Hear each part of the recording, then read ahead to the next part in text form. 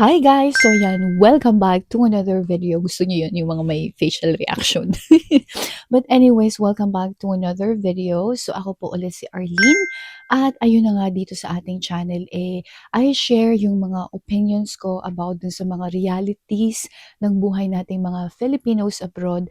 And then, I show yung mga miniganap ko na rin sa mga buhay-buhay. So if you guys are interested dun sa mga ganitong klaseng videos, then please don't forget na mag-subscribe at syempre sabihin nyo na rin sa akin sa comment section kung ano pa yung mga content or videos na gusto nyong makita in the future.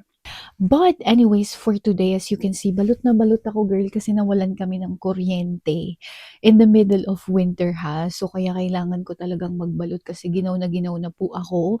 Actually, pang ilang beses na to na nawalan kami ng kuryente. Kung dun sa mga nandito sa Canada, kung naalala ninyo yung super lamig na week, doon talaga nag-umpisa na nawalan kami ng kuryente. Parang may pumutok ata na pipe or something. So yun yung kailangan nilang ayusin. Actually, nag-start sila kahapon. So, nawalan din kami ng kuryente kahapon ng mga almost 2 hours, right? Pero ngayon kasi, almost whole day, parang 8:30 hanggang 4:30 na wala kasi kailangan nilang ayusin. Parang permanent fix na daw ito. So, we'll see. Hopefully talagang maayos nila.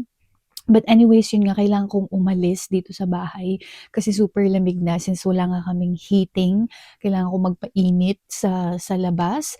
But I think it's a good opportunity for me para gawin na rin yung mga kailangan kong gawin kasi na mapipilitan akong lalabas. So, yun ang ating ganap for today and gusto ko kayong isama. So, kailangan kong magpunta muna sa gym and then after that, mag-grocery ng very, very light at saka babalik tayo sa thrift store pero ibang store yung pupuntahan ko.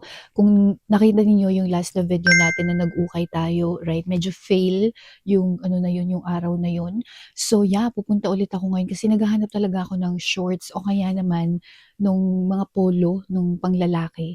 Kasi parang feeling ko maganda yun na pang cover up dun sa biyahe ko in 2 weeks na. Actually, less than 2 weeks. So yun na nga ang ating ganap for today. Again, thank you so much for joining me and let's go!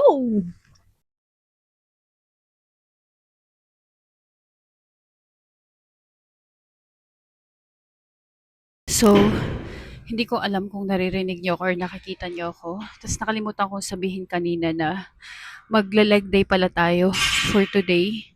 So, yeah. Ito yung isa sa mga araw na ayaw ko kasi sobrang hirap. Pero, kaya.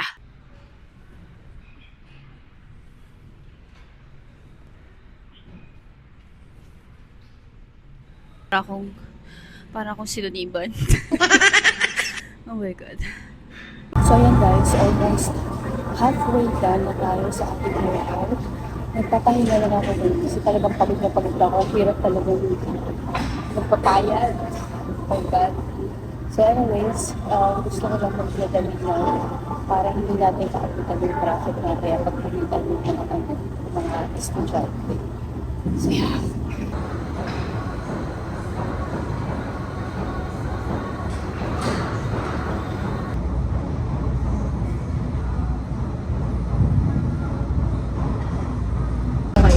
So finally, we realize ating last exercise for today.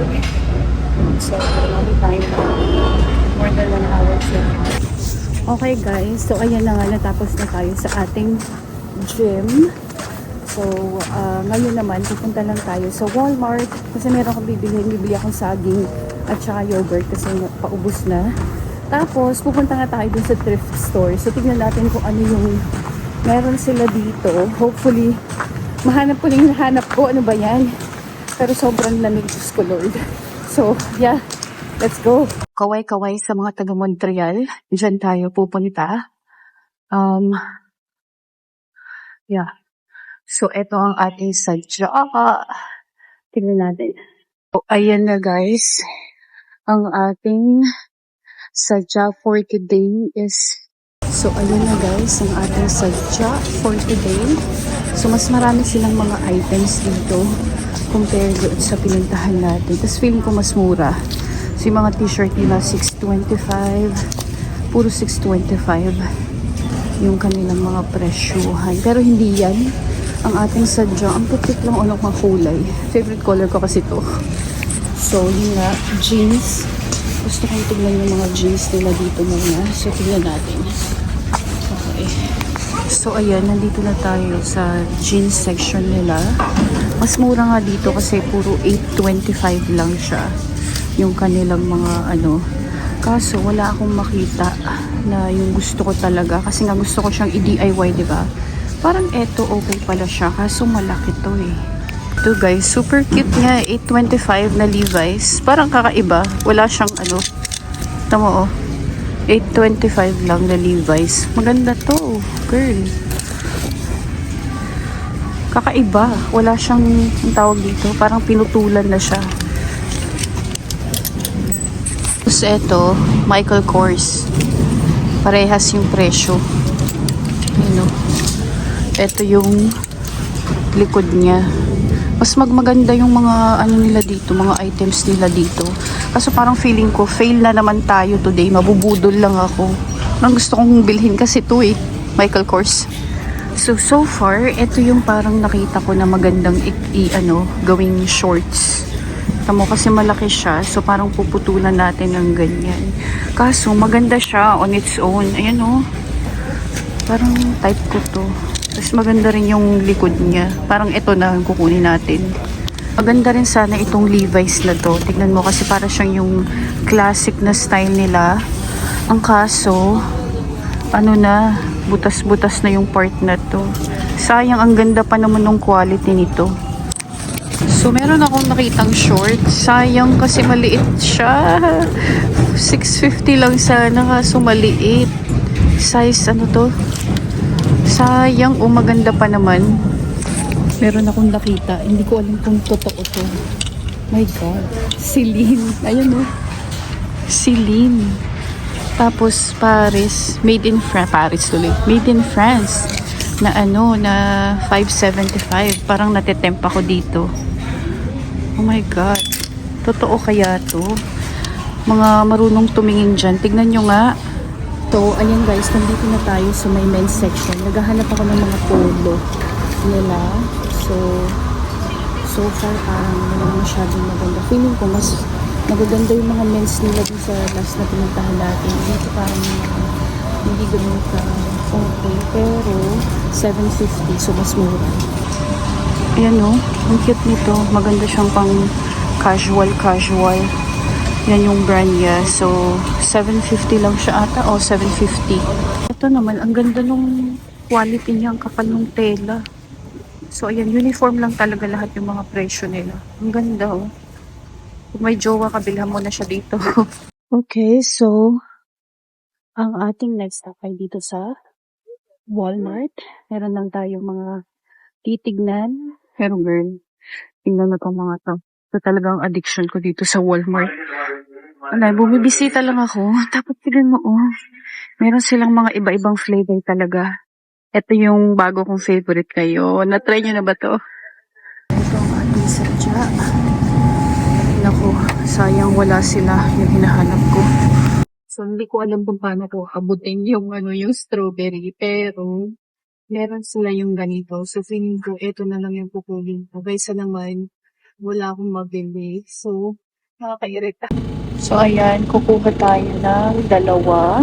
Ang maganda kasi dito, girl, lalo na pag nag-gym ka, mataas yung protein niya. So, 17 grams na siya. So, eto na lang yung kukunin natin. Mas gusto ko sana yung banana o kaya yung strawberry. Kasi hindi ko maabot. So, yun guys. Tapos na tayo sa ating mga errands. So, uuwi na tayo. Kasi gutom na ako, hindi pa ako makain. But, tignan nyo naman yung snow. Patunaw na siya. Kaya, medyo nag-ano na siya. Medyo nagba-brown na. Kaya hirap paglakad. Dami ko pa namang dala. Hi guys! So ayan, nakauwi na ako a few hours later. Tignan nyo naman ang aking itsura, ngarag na. But anyways, ayan na meron na kaming kuryente. So, sakto talaga ang ating uwi. But ayun na nga yun ang ating activities for today habang wala tayong kuryente. Pero gusto ko lang ipakita sa inyo yung aking nabili doon sa Ukayan. So eto na yung nabili ko, yung jeans.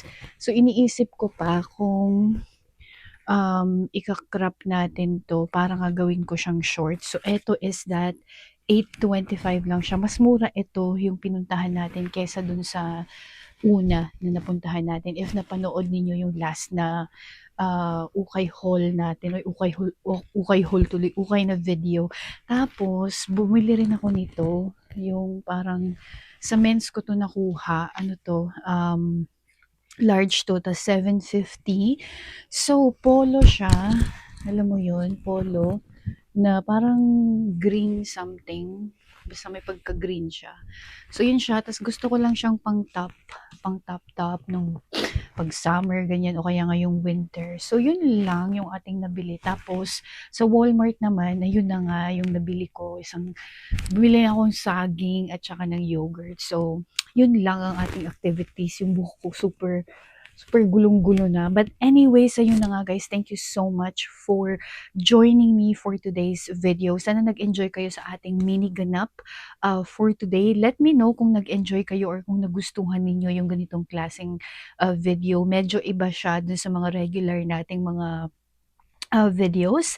But if you guys haven't subscribed yet, please don't forget na mag-subscribe. Super laki po ng tulong niyan sa ating channel.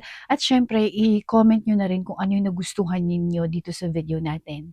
But thank you so much for watching and I'll see you dun sa next na video. Bye!